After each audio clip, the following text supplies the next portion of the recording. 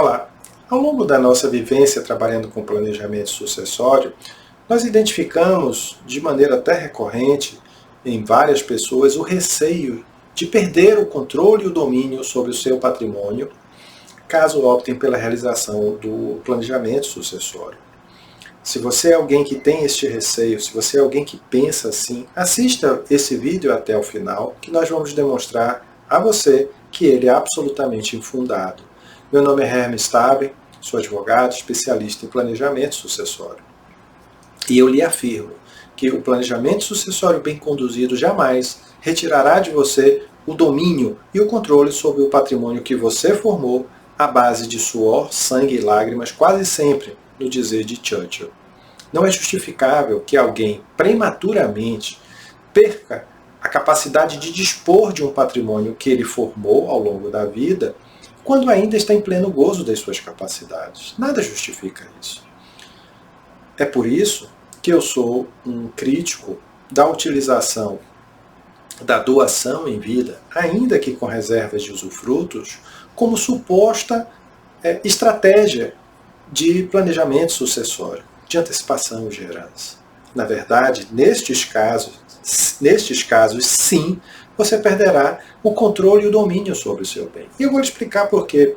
Ainda que você possa continuar fruindo e usufruindo desse bem, você terá uma limitação enorme na disposição dele. Por exemplo, se você decidir por uma necessidade, por uma conveniência, ou mesmo por uma oportunidade de negócios, vender um bem desses que você tenha doado em vida, com reservas de usufruto, você dependerá necessariamente da concordância, da outorga do beneficiário da doação, o seu filho, por exemplo. Mas se ele for casado, se ele viver em união estável, você precisará também da outorga da companheira ou da esposa dele. Por quê? Ainda que esse bem não seja, em tese, comunicável, não se comuniquem para fins de separação, os códigos de normas e procedimentos da maioria dos estados do Brasil, se não a totalidade, não conheço todos a fundo, devo dizer, eles impõem aos oficiais de registro, dos cartórios de registros de imóveis, a obrigação de tomada da outorga da existência de outorga da esposa ou de companheiro, no caso de união estável, para proceder ao registro de uma alienação, mesmo que esse bem não seja comunicável em tese para fins de partilha em separação. Esta regra ela tem uma finalidade, segundo muitos doutrinadores, pensadores do direito, que é para proteger os herdeiros. Os herdeiros desse favorecido pela doação. Você quer um exemplo maior do que perda de domínio, do que optar pela doação em vida dos bens? Por outro lado, se você decide realizar um planejamento sucessório e ele é bem conduzido, certamente o profissional que o fizer se cercará de inúmeras cláusulas disponíveis dentro do sistema jurídico brasileiro para garantir que você não apenas mantenha o domínio sobre esse patrimônio enquanto estiver em vida e na plena gozo de suas capacidades, mas estender isso mesmo após a sua partida, a sua morte. Por quê? Porque você pode, em vida, estabelecer regras da forma como esse patrimônio deverá ser gerido, da forma que parte desse patrimônio, em todo ou em parte, poderá ser alienado ou não, se esse patrimônio poderá se comunicar com esposas, esposos, companheiros e companheiras dos seus filhos.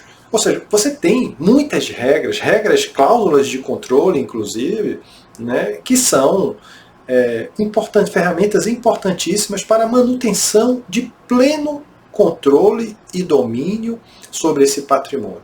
E se você pensar bem, alguém que trabalhou a vida toda para formar um patrimônio, o domínio sobre isso, primeiro, é um direito absoluto dessa pessoa, porque é fruto do seu trabalho, do seu esforço, da sua inteligência, do seu expertise. Ou seja, alguém que foi capaz de formar um patrimônio assim, ele tem o direito E aqueles que serão beneficiários dele no futuro deveriam ter também a inteligência de não perder de vista que alguém que foi capaz, muitas vezes partindo do zero, de formar um patrimônio destes, é alguém que tem muito, muito a oferecer na condução e na gestão desse patrimônio ao longo de sua existência.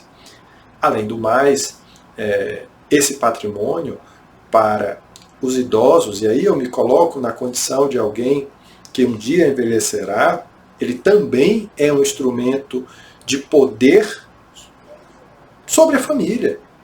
Por quê? Porque ele mantendo a posse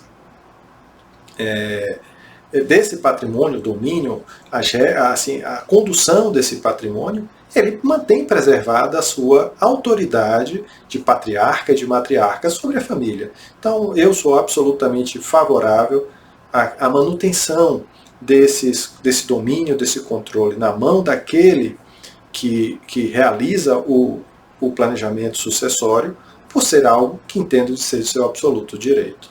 Eu espero, como disse, ter lhe demonstrado que realmente esse receio é totalmente infundado de perda de domínio, que não se passa de uma desinformação sobre a cultura do planejamento sucessório. Agradeço a sua companhia e te espero aqui no nosso próximo vídeo. Até já!